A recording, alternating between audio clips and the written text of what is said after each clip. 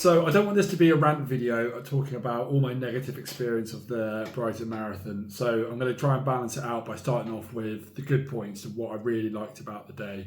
The weather was amazing. The weather was really, actually kind of too hot, so maybe that's a negative. But it was beautiful, bright, sunny. The course was laid out. There was an amazing atmosphere. Brighton Marathon have just been taken over by the people that do the London Marathon. So it's quite a well organised event already, and then it's got that additional support from those organisers. So it was really well done. There was a great atmosphere. There were 20,000 runners there. There was Paula Radcliffe at the start line. So it all made for such an amazing electric atmosphere. There was streets were lined with people. So yeah, there was a real buzz about it. But what I didn't really enjoy about the day, so if you've been watching the channel for a while, you've heard that my usual videos saying, oh, training hasn't gone so well. Well, it hasn't, and I think that showed in the race.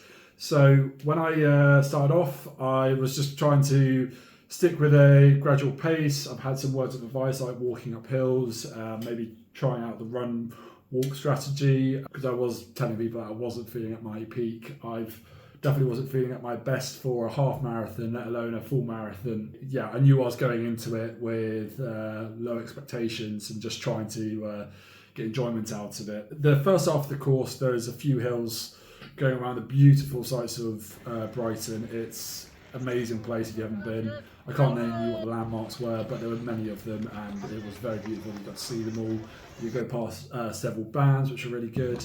I did try to take some footage as I was running around, but my phone battery got very low and I didn't have any way of getting a lift back if my phone died, so I needed to preserve that. So I only was able to take some footage.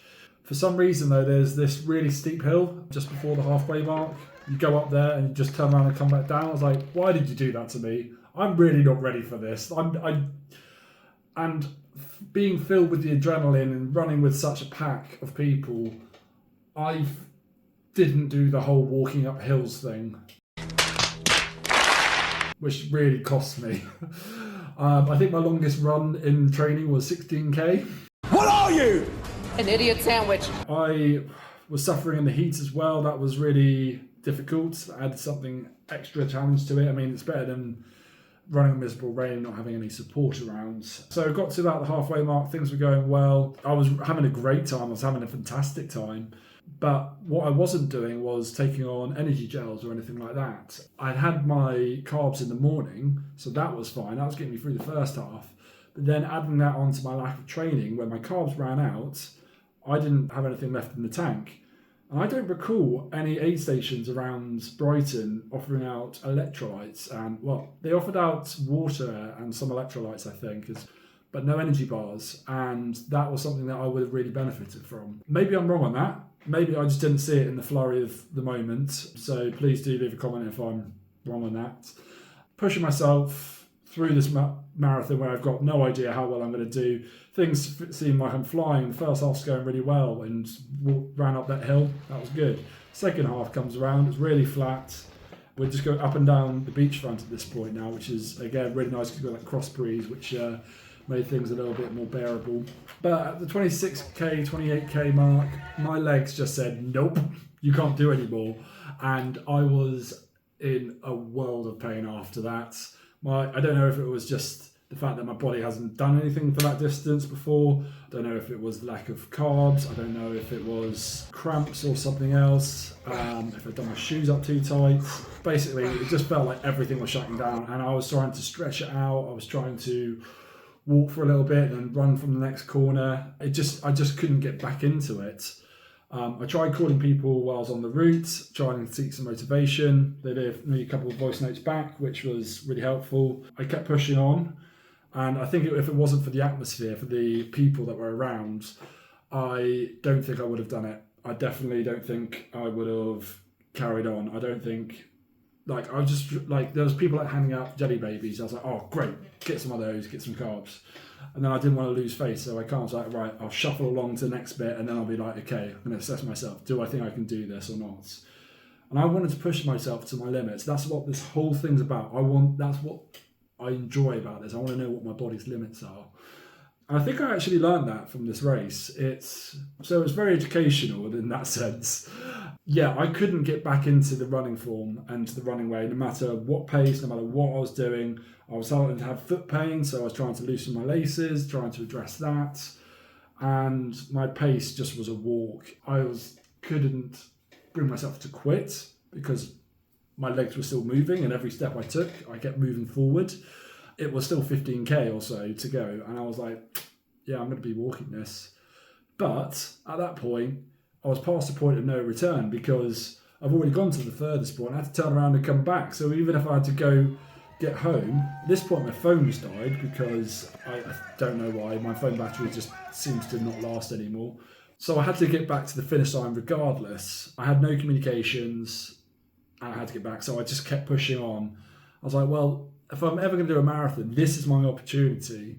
If I exit the race now and then not finish it, but still have to go 10k back, what's the point? To say I didn't do a marathon. I tried, but I didn't succeed. It's not the failure, it's just the fact that I'm so close to it, and that's what I really wanted. So I wanted to push myself further, really push myself. So I did. I kept walking, and the pain was still there the whole way. I think there's a really iconic photo of me at the start of the race having lots of fun, and then a photo towards the end where I'm absolute agony.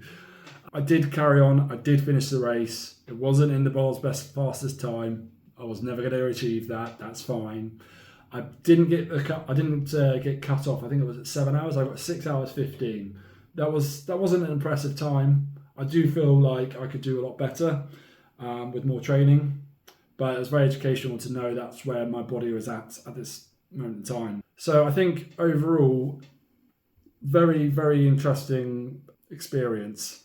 I'm going to go in, if I'm going to do it again, which I probably will because I've got a bit of a vendetta now, I'm going to go in with much more training. I do not want to underestimate this marathon. It's really blown my mind how difficult a marathon is compared to a half.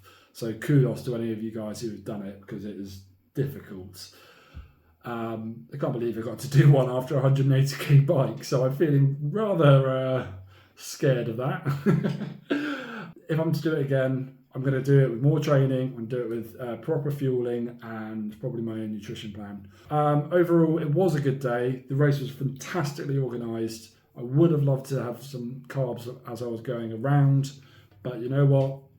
It was an educational experience. So yeah. As for my brother, he had a time. We weren't ever in competition or anything like that. He did fantastically well. He set out for a run 2 weeks earlier, but then busted his foot, and he was wondering if he was going to be able to even do the race, to start the race. So for him to be on that 50-50 edge and then to still go forward with it, just to give it a go, he was only aiming for under 3 hours 30, and that's what he got. And it was just, that must be such elation for him. I'm really happy for him to see him succeed at that because, yeah, when you have a goal and you achieve it after such a long period of working for it, it's a great feeling. So I'm really proud of him. That's it for this update. I will give you another one in a couple of weeks. Ciao for now. Bye.